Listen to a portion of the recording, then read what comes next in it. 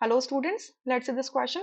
The question says which of the following complex has 5 unpaired electrons? कौन सा complex ऐसा है जिसके पास 5 अनपेयर्ड इलेक्ट्रॉन प्रेजेंट है? ठीक है, कितने? 5। लेट्स टेक अनपेयर्ड इलेक्ट्रॉन को हम n से रिप्रेजेंट कर देते हैं, तो हमें n की वैल्यू कितनी चाहिए? n की वैल्यू फाइंड आउट करनी है। n की वैल्यू कितनी होनी चाहिए? यहाँ पर 5 होनी चाहिए। सो पहला कॉम्प्लेक्स देखते हैं जिसमें लिखा है MnH2O6 पॉजिटिव। सो यहाँ पर Mn की ऑक्सीडेशन स्टेट क्या हो जाएगी? +2, क्योंकि H2O न्यूट्रल लिगैंड्स होते हैं, इन पे कोई चार्ज नहीं होता। Mn मैंगनीज का एटॉमिक नंबर होता है 25। एटॉमिक नंबर मतलब proton count in the nucleus. इसकी इलेक्ट्रॉनिक कॉन्फ़िगरेशन हो जाती है 3d5 and 4s2। So manganese अपने +2 कॉन्फ़िगरेशन में होगा तो इलेक्ट्रॉनिक कॉन्फ़िगरेशन होगी 3d5। अब H2O क्या होते हैं? वीक फील्ड लिगैंड होते हैं, ठीक है, वीक फील्ड लिगैंड होते हैं। तो ये अपने पांचों इलेक्ट्रॉन्स को इन पांचों इलेक्ट्रॉन्स को एज इट इज रहेंगे, मतलब ये पांचों इलेक्ट्रॉन्स सिंगली सिंगली फील्ड होंगे, 1 2 3 4 5। ठीक है, या फिर मैं अगर अगर स्ट्रॉन्ग फील्ड और वीक फील्ड लेके चल रही हूँ तो मैं ऐसे बोल देती हूँ कि किस सिंस यहाँ पे कितने इलेक्ट्रॉन्स कितने लिगैंड्स प्रेजेंट है? 6 लिगैंड प्रेजेंट है, तो ऑक्टाहेड्रल एनवायरनमेंट में ये आपका स्प्लिट करेगा। ठीक है, स्प्लिट करेगा दो सेट्स के अंदर, दो सेट्स के अंदर स्प्लिट करेगा आपका t two g set and e g set. ठीक है, t two g set and e g set में। सो अगर ये टी टू जी सेट है नीचे वाला तो ईजी सेट ऊपर होगा। तो 5 इलेक्ट्रॉन्स पहले सिंगली फील्ड होंगे क्योंकि H2O एक वीक फील्ड लिगैंड है। 1 2 3 4 5, तो पांचों ये इलेक्ट्रॉन अनपेयर्ड है। यहाँ पे n की वैल्यू क्या आती है? 5। सेकंड में देखते हैं MnCN6 3 नेगेटिव। सो Mn की ऑक्सीडेशन स्टेट है +3, तो Mn 3 प्लस ऑक्सीडेशन स्टेट में कॉन्फ़िगरेशन शो करेगा 3d4।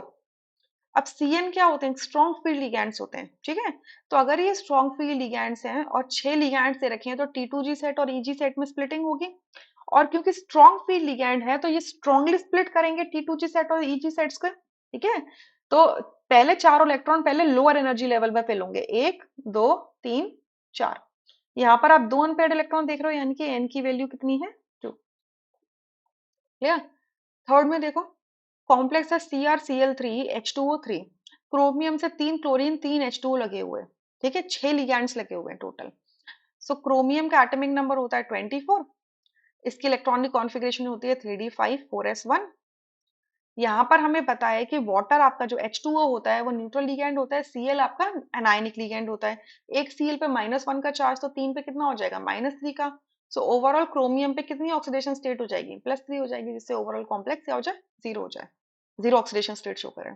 सो क्रोमियम अपनी +3 ऑक्सीडेशन स्टेट में क्या कॉन्फ़िगरेशन शो करेगा?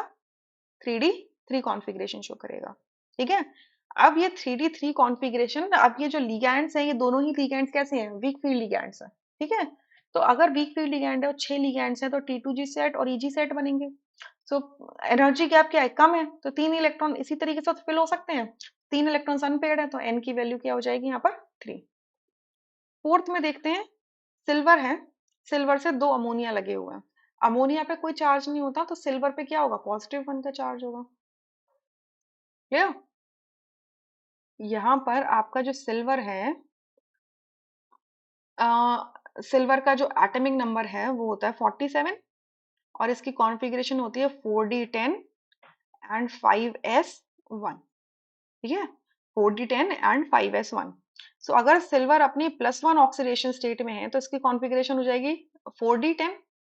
अब देखो 10 के 10 इलेक्ट्रॉन क्या है? प्रेजेंट है 4d ऑर्बिटल के अंदर, d इलेक्ट्रॉन कंप्लीटली फिल्ड है, इनकी नंबर ऑफ अनपेड इलेक्ट्रॉन क्या होंगे? 0 होंगे। सो किसमें 5 इलेक्ट्रॉन्स प्रेजेंट है? फर्स्ट कॉम्प्लेक्स में, यानी कि 5 इलेक्ट्रॉन अनपेड प्रेजेंट है फर्स्ट में। सो फर्स्ट ऑप्शन करेक्ट होगा, rest options would be incorrect. I hope you understood this question really very well. Thank you.